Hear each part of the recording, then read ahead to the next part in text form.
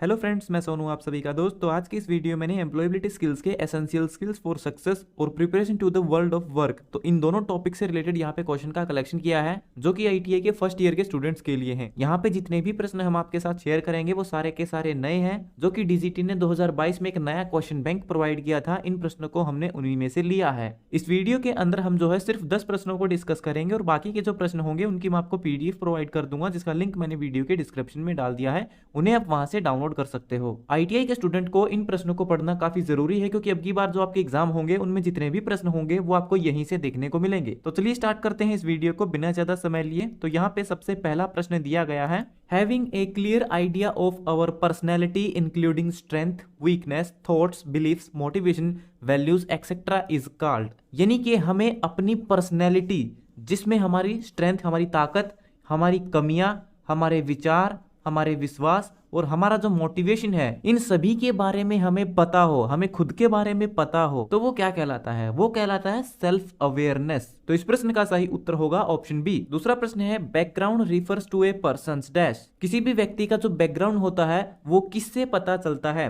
तो उसके एक्सपीरियंस से भी पता चलता है कि उसका बैकग्राउंड क्या है, उसकी ट्रेनिंग से भी पता चलता है कि उसने किस चीज की ट्रेनिंग ली है। इसके अलावा उसकी जो एजुकेशन है उससे भी पता लगाया जा सकता है कि किसी भी व्यक्ति का बैकग्राउंड किस प्रकार का है। तो ये सभी बातें जो है किसी भी व्यक्ति के बैकग्राउंड के बारे में बताती हैं। तो ऑप्शन डी आपका सही है, ऑल ऑफ दीज। तीसरा प्रश्न है, dash are the qualities that are considered negative and need to be work on. तो इनमें से वो कौन सी क्वालिटी है जो कि नेगेटिव है, नकारात्मक है और जिन पर काम करने की जरूरत है? तो वो होती है पर्सनल वीकनेस, हमारी खुद की कमियां, जो कि नकारात्मक क्वालिटीज हैं और जिन पे हमें काम करने की जरूरत है। तो ऑप्शन बी आपका सही है। चौथा प्रश्न है, which of these is a sign of bad stress. जैसा कि आप सब जानते हैं कि जो टेंशन होती है वो दो तरह की होती है, एक गुड स्ट्रेस और एक बैड स्ट्रेस। तो इनमें से बुरे स्ट्रेस का एग्जाम्पल कौन सा है? ऑप्शन ए है prevent you from pursuing your goals, आपके गोल्स, लक्ष्य को प्राप्त करने से आपको रोके, तो ये भी है। Make you feel physically ill in pain, अगर आपको शारीरिक तौर पर जो है कमजोरी महसूस हो रही है किसी टेंशन की वजह से, स्ट्रेस की वजह से, तो ये भी आपका एक बैड सिंबल है। Make you doubt your ability and performance, यानी कि आपका जो काम है, आपकी जो परफॉर्मेंस है,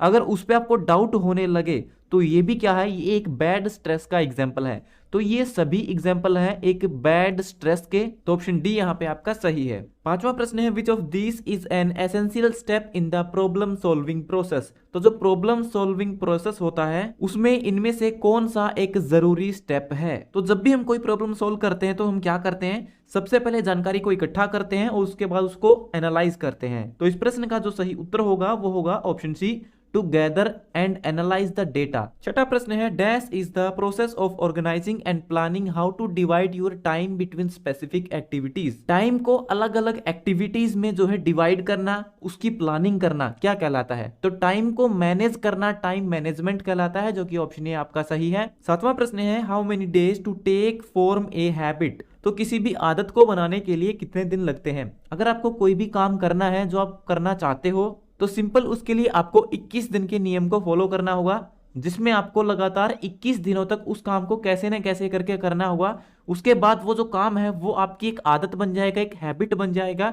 तो ये 21 दिन का एक नियम होता है जो कि आपके जीवन में काफी सुधार ला सकता है, उसमें बदलाव कर सकता है। आठवां प्रश्न है, dash refers to the process of budgeting, saving, investing and spending our resources well. तो इनमें से कौन सा है जो ये बताता है कि हमारे पास जो रिसोर्सेज हैं उनका इस्तेमाल करके हम अच्छे से बजट कर सकें, अपना सेविंग कर सकें, इन्वेस्टिंग कर सकें और हमारे जो खर्चे हैं उनका भी ध्यान रख सकें। तो ये होता है मनी मैनेजमेंट के अंदर, जिसमें हम पैसे को मैनेज करते हैं। हम देखते हैं कि हमारा बजट कितना है, हम कितनी सेविंग कर सकते हैं, कितना हमें इन्वेस्ट करना चाहिए और हमें कितना खर्च करना चाहिए। तो ये सभी बातें मनी मैनेजमेंट में आती हैं। नौवां प्रश्न है, the 3 stages of money management are saving, investing and dash. तो मनी मैनेजमेंट, पैसे को मैनेज करने के अंदर जो 3 स्टेप होते हैं वो कौन कौन से हैं?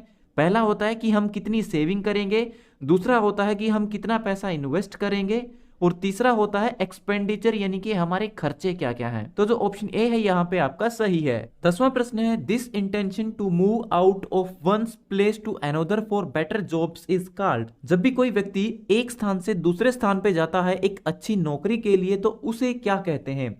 उसे कहते हैं माइग्रेशन यानी कि पलायन। तो ये था हमारा आज का वीडियो जो हो गया कंप्लीट। उम्मीद करता हूँ ये वीडियो आपके लिए फायदेमंद रहेगा। अगर आपका कोई और सवाल है तो वो भी आप कमेंट बॉक्स में लिख करके पूछ सकते हो। तो मिलते हैं हमारी अगली वीडियो में, तब तक के लिए नमस्कार।